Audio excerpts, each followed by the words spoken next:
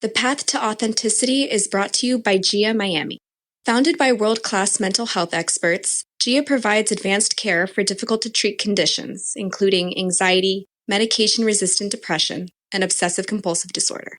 Using state-of-the-art methods, GIA can help people recover from conditions when more traditional approaches can't.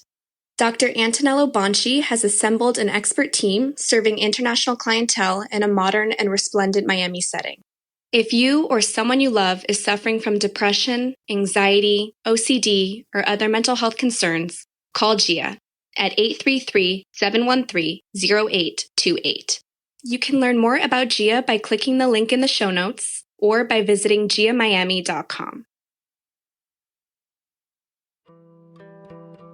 Thank you for listening to The Path to Authenticity. My name's Tom Gentry. I think of this show as the opposite of small talk. You'll hear real conversations with real people who know who they are. We talk about what makes them who they are, how they became who they are, and how we might become truer expressions of who we are.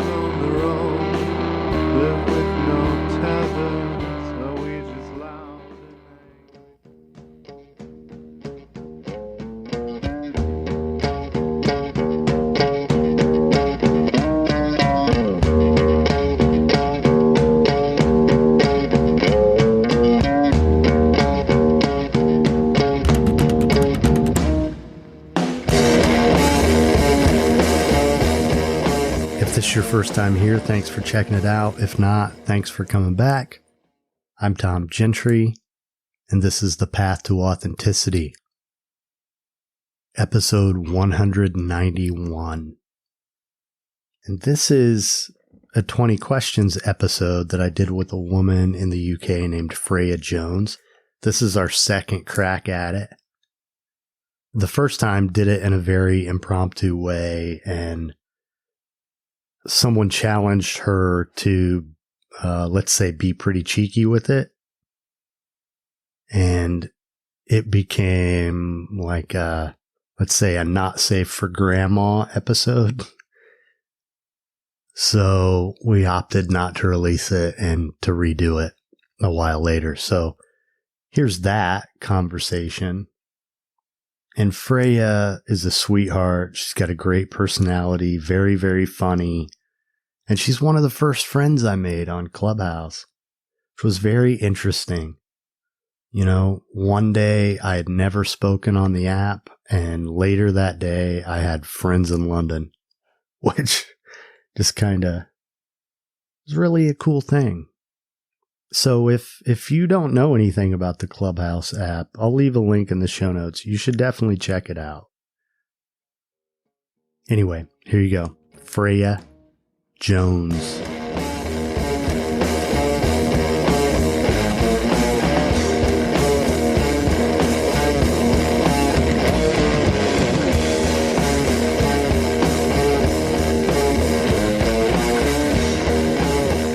This podcast is breaking my podcast virginity, if you will. Okay. Okay, good, I think. So, yeah. So I'd like to make my grandma a little bit happy. We'll keep it clean. Let's keep it clean. Okay. Well, it's funny because I did an interview on the app a couple months ago for an episode that I have been putting off producing because my mom, who is 91 years old and very much a Catholic, listens to my podcast. And so I'm either going to have to tell her, edit it way down, or tell her, you're just going to have to skip this one, Mom. So anyway, so here we are, 20 questions. You ready to do this? I am ready. Let's do it. Okay. If your life were a novel, what would be the title? Ooh. If my life were a novel, what would be the title? Well, it's a really interesting question, because I have been thinking about coming out with a novel, and I would probably call mine Distressed in Dubai. Okay. So maybe that relates to the next question. Where were you born? I was born in Rientel in Germany in a army barracks, because my dad was in the army. Okay. And where's the place you call home? I call my place home. Now, this is going to sound really slushy, so I need you to buckle up.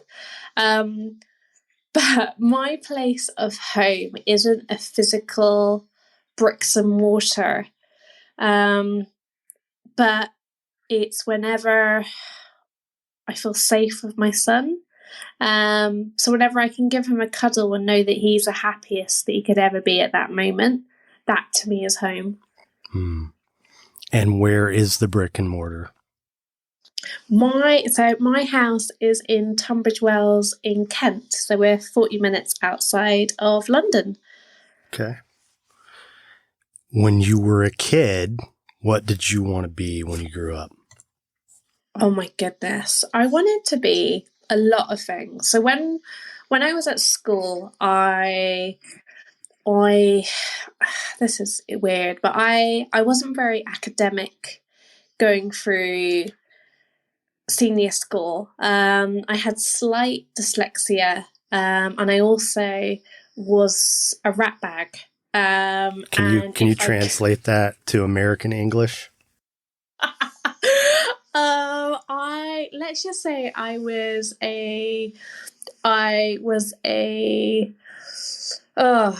just a clown. I was the biggest. I just wanted to have fun. I wanted to have the biggest fun ever. And, maths was just dull. I was never going to use algebra in my life. And so in terms of what I wanted to do when I grew up, I mean, I didn't really have a clue. I had no clue what I wanted to do. And I kind of fell into doing what I do, which is interesting.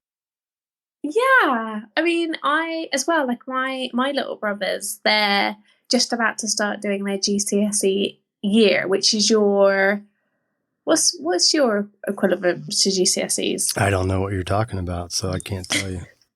So GCSEs is like your high school diploma before you go to a big school, I guess. Yeah, well, I know that folks in Europe generally take a year between, but we don't really do that. I mean, people do, but it's usually not for a good reason, right?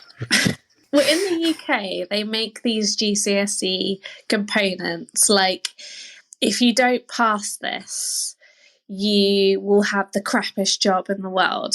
Like they put so much pressure on a GCSE like area that, if you don't kind of pass physics, for example, that, it's just not good. So Shah just messaged me. It's SATs. Am I saying that right? SATs, yes. Yeah. But that's it. And that's what I kind of don't really like about the school system in the UK, that it's kind of a, if you don't do this, you will fail kind of mentality. Thank you, Shar. But did you answer the question? What did you want to be when you grew up? I don't think you did. Well, I didn't want to be anything, to be honest with you. You just wanted to be a clown? Yeah, basically. Well, one thing I will say, I've heard people make this algebra comment a couple times lately, and I felt the same way, like, when will I ever use this? And then I became a carpenter a couple years after I got out of high school, and I actually needed to be able to find the hypotenuse of a right triangle. So there are real world applications for this stuff for people other than mathematicians, believe it or not. So anyway, what is your profession? My profession? I almost feel like I need to kick someone in a trench for saying that. This isn't Sparta. Don't kick me in a trench. You know the scene that I'm talking about, the 300, like, this is Sparta. My profession is that I am the founder and CEO of Digital Ad Doctor. We're a digital marketing agency, but with a human touch. So we think about the behaviorals and psychological backgrounds of your target audience and how best to use that marketing asset to speak to them. Awesome. Yeah. What profession other than your own would you like to attempt? Oh. I would really like to attempt, and then this might sound crazy, but being a teacher, I think I'd be quite a good teacher. I can see that. Yeah, you're good with people, and Thank you. It seems apparent to me you'd be great with kids. So, what's your favorite quote? Oh, it's that one from the film with the panda. Hold up. Are you talking about Kung Fu Panda? Yes, I'm talking about Kung Fu Panda. Hang on, it's like because I couldn't come up with another film with a panda. That's why I guessed that one. Wait, hang on, hold up. Today is a mystery. Hang on, there you go. I had to fire up my laptop. So yesterday is history, tomorrow is a mystery, and today is a gift, and that's why we call it the present. Oh, that's touching. Thank you. What is your preferred form of creative expression? Oh, what types do I get to choose Whatever from? you want. It's yours. Creative expression. I don't know. I like art. Art to me is eclectically brilliant because everyone can read their own story from it. Are you talking about? You're talking about visual art. Yeah. So what are you, paintings, sculpture, all the above? All of the above. Like, I'm drawing now that I'm talking to you, but like, yeah, I think drawings, paintings, even like a little kind of collage is banging. I like to do collage. What are you drawing right now, Freya? I'm drawing a balloon and a fire. A balloon and a fire. I'm interested to see how that turns out. I'll send it to you afterwards. So we know you're a fan of Kung Fu Panda. What's your favorite movie, though? Favorite movie of all time is Taken, the original one. I think, I remember you answered this the other time. It's one of the actual real answers you gave me. Okay. So, favorite song? Favorite song? Okay, so this is going to be a bit deep. But it's David Gray, This Year's Love. Okay. I know You've of never him, heard but I of it, don't know have the you? song. I don't know the song, no. It's Oh, okay. God. You would like it, though. It's got like your kind of vibe. Oh, that's right. I remember you made fun of my taste in music. What's it called again? So I can check it out. David Gray, This Year's Love. This Year's Love. Okay. I'll have to go straight to Spotify after we finish here. So you like art. What's your favorite work of art? Ooh, my favorite type of art. I really like Bauhaus. Okay. As a vibe. Magic Man knows this because he's in the audience now. I've got issues, right? No. No, but I do. Like my dad obviously was in the military, and that has rubbed off on me like a shiny coin. So my house, you could literally eat off the floor if you had to, right? It's immaculately spotless. So yeah, like we're talking about art, right? Yeah, I know, but this is where we're going into the Bauhaus. So Bauhaus is all about symmetrical lines, right. About how you can look into the yonder, if you get my drift. Okay. So I think that has panned across into my, like, in the room that I'm looking at the moment, like, it's black and white, everything's straight, everything's uniform, there's no crazy pops of colour. Like, it literally, So you like simplicity. Yes, that's a good word to use. Yes, I like simplicity. Yeah. Yeah. Just sort of the harmony in objects, the composition of paintings or anything we do visually has always been really interesting to me. So, yeah. But the issue that I have as well is I live in a century graded building, which basically means that it's freaking old. okay. And I can't nail anything to the wall because if I do, It might fall over. my landlord basically told me that the wall will collapse. Oh, wow. So yeah, I can't have art on my walls because I wouldn't be here. Yeah, well, I'm glad you're abstaining. Who do you admire most? Ooh, who do I admire the most?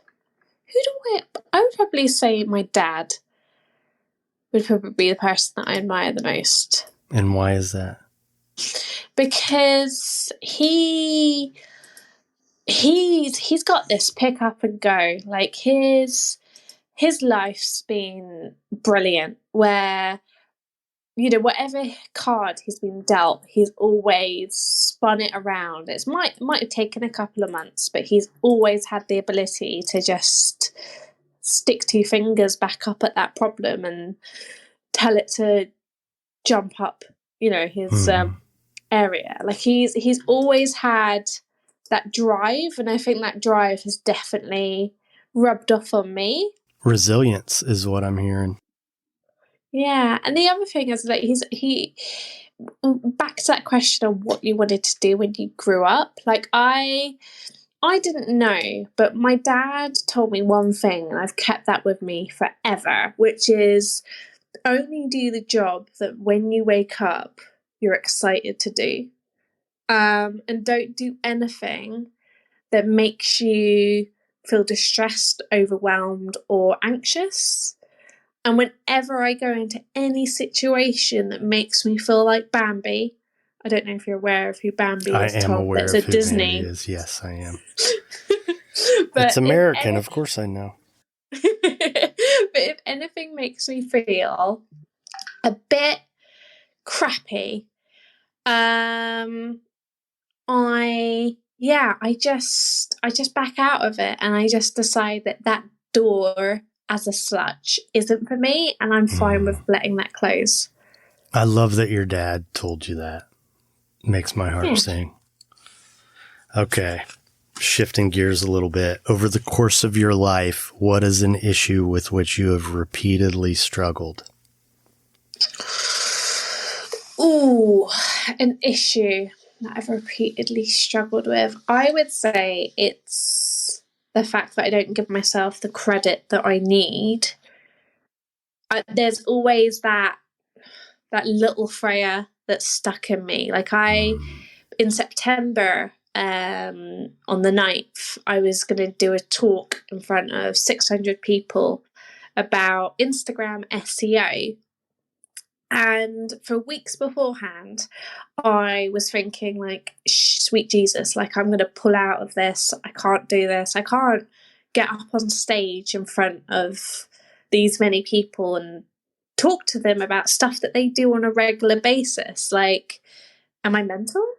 And yeah, I just, you know, it was just torment. It was absolute torment. And I rehearsed until my throat sometimes gave out, or I rehearsed until I got myself frustrated that I couldn't remember what I was supposed to say.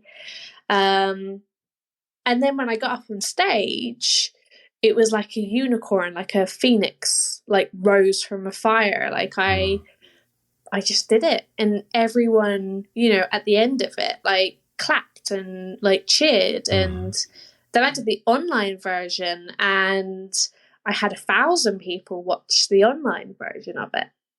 And I mean, blessed that I'd be invited back to April of next year to do another talk. But I know that in April I will again be shitting myself, and sorry, Grandma, and I will be doubting the fact that I should have this spot and maybe someone else should have it. And I just wish that I had more self-courage or self-confidence in what I do and why I do what I do. But I never give myself that credit, which sucks. You will. You're young. Give it time. I'm serious. There is some truth in that confidence comes with time. And I think part of it is, I don't care as much what other people think because, as long as I know what I'm doing, does it really matter? And, at this point in my career, I've been doing what I do for like 25 years and I have people who've been doing it 3 months who, think I'm incompetent, but do I really care what it, it doesn't matter. Anyway, we're here to talk about I get you because I've been doing this now for 15 years and there's always going to be a keyboard warrior that's going to come at you from some angle. Mm-hmm. But the thing is that, the trolls today are very different to what they were. And it's more of the kind of, you thinking the worst of you saying the wrong thing and then something happening. Yeah. Then it goes viral. So, yeah. Haven't had to worry about that yet. I don't think. I do have a lot of content out there. All right. Now, if you ever need anyone to do any SEO magic on getting that content off, you know who your girl is. You're the one? Okay, that's good.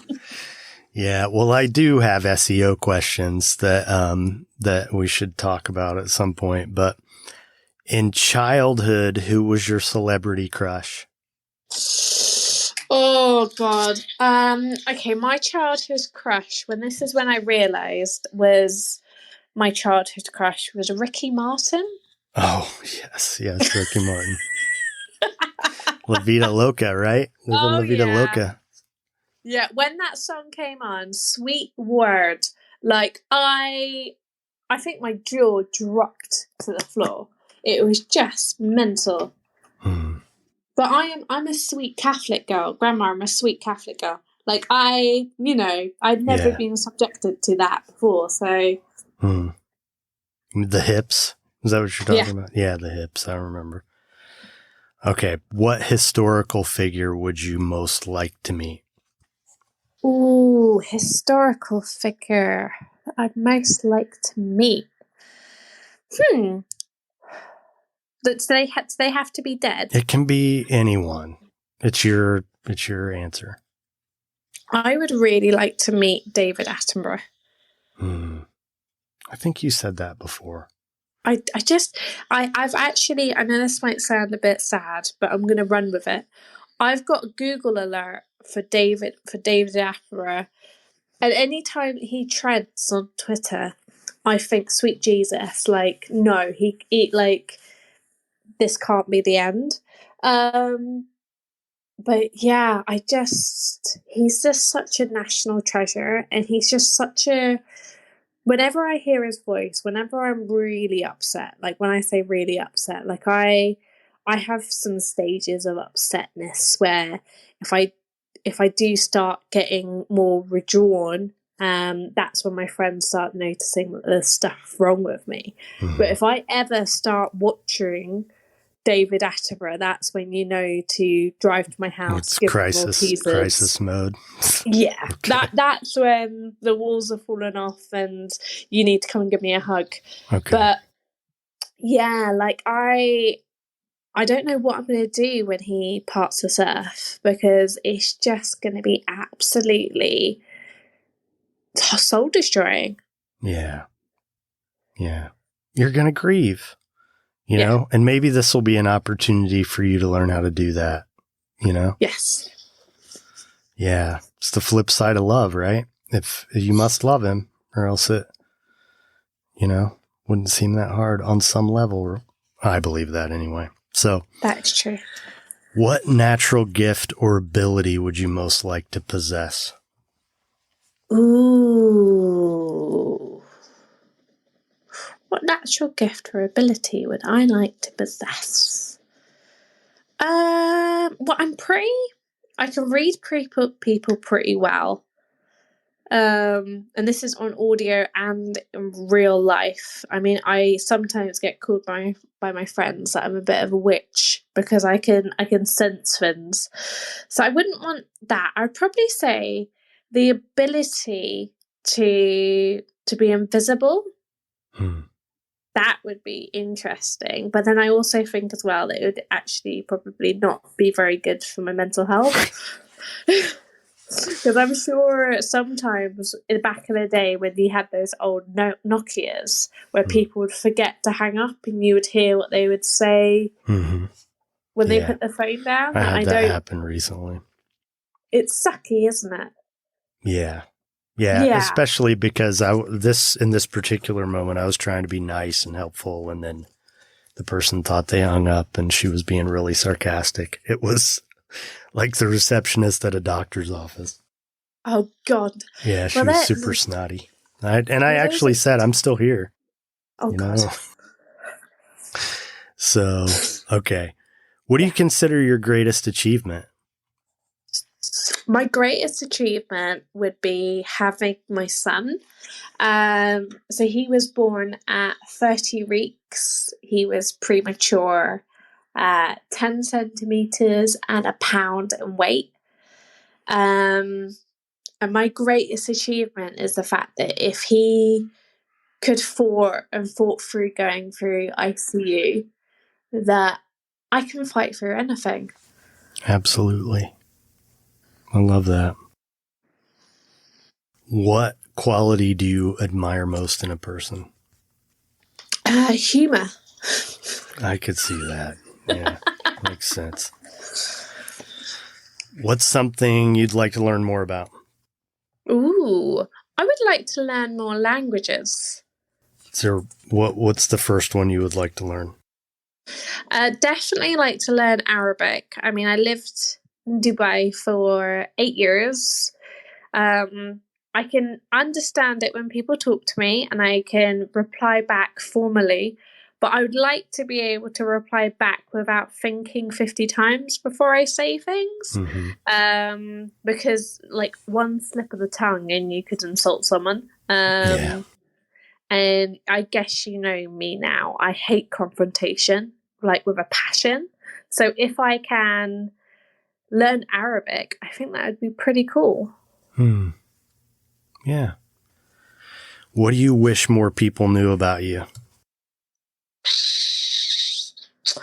I don't know. I mean, I think I'm a pretty open book. I get told a lot that when first people meet me that I'm a bit of a bitch.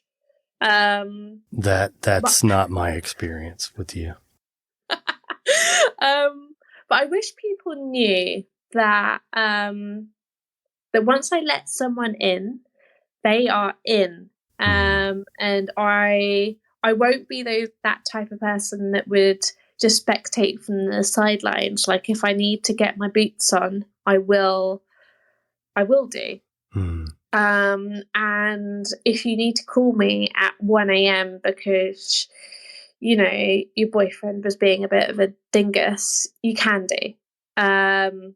You know, I'm your ride or die, basically. But if you ever betray my trust, I will bin you quicker than a Kit Kat. Okay. Good to know. What's your idea of success? My idea of success is to be happy. I don't want to sound a bit like a, you know, one of those weirdos or one of those wisdom wankers that say it's not about the money, because, you know, it is about the money and money is good. But at the end of the day, I think happiness outwins anything. And I think you can never pay anyone enough money to really for them to be happy. Because I know a lot of people that are affluent and they aren't happy. Yeah. And I think if they could choose to either be happy or be, you know, have some O's at the end of their bank account, they would probably at the end of the day, at their last final breath, would choose to be happy. Yeah. That's what I think. You know, it's one concept that's interesting to me is that, you know, we think about compensation for the work that we do. We think about money, but there are other quality of life, you know, the free time that we have, peace of mind, you know, there's a lot to it, you know, like I know for me, I have, chosen jobs in several cases that afforded me more time with my son, you know, rather than taking a job where I could make a lot more money, but be away all the time. I didn't want to do that, you know? So I think it's good. We need to think about that more. You know, we all deserve to be happy. All right. Last question. What would you like people to say about you when you're gone? Ooh, well, I'm actually doing this at the moment. I'm writing my eulogy. It sounds a bit weird, but I'm writing it really to just kind of to re-spark the why I started, really, and to kind of hunt down next year's sales strategy and all of that kind of stuff. And what I'd like people to say about me when I'm gone is that I was always there, regardless of the time, place, or area. If someone needed me, and they truly needed me, I was there. I can't imagine you not being. Oh, bless you.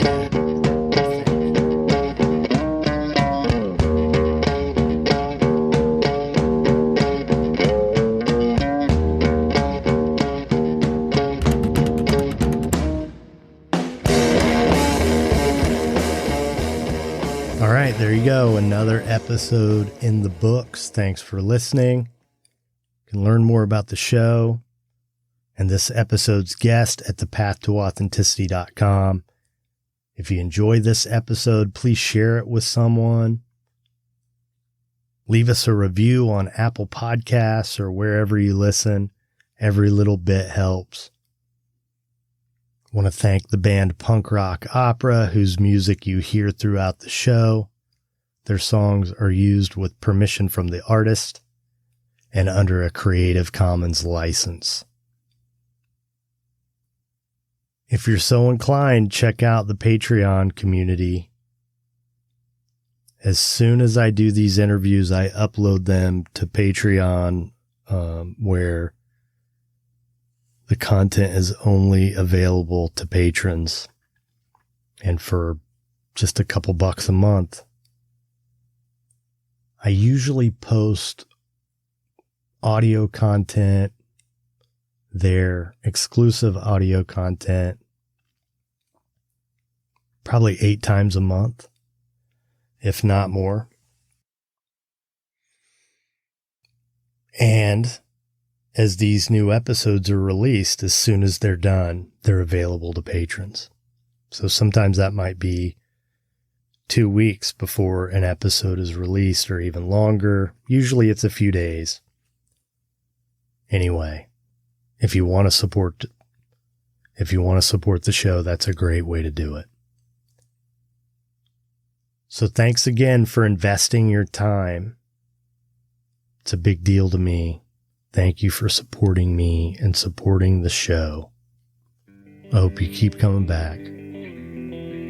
Be nice. That's our story.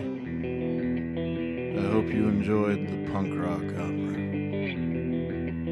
We have one last piece of music for you. It goes like this.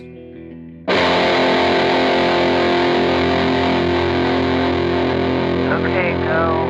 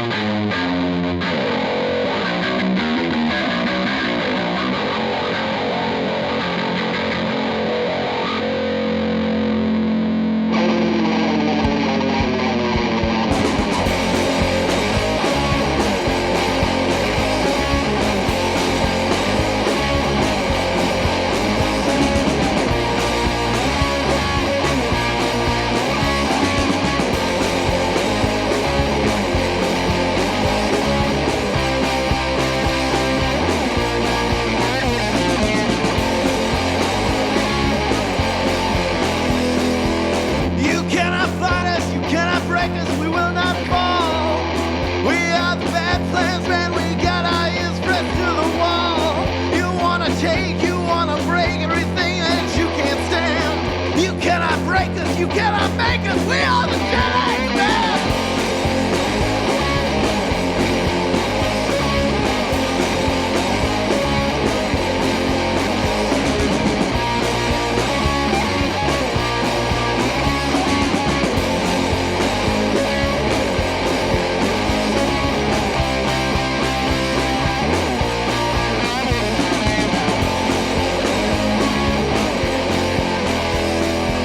We're just the losers that lived up the street, living on these chords, simple beats.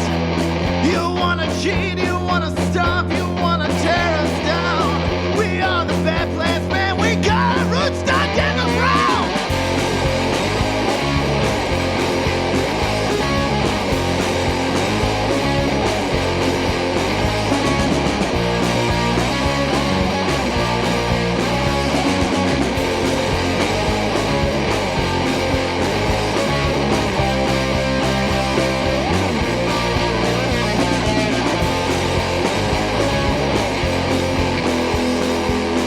Musical generation, self-made bands. We cut our teeth with bloody hands. The rage has instilled in us. Can feed a crowd, give them a rush.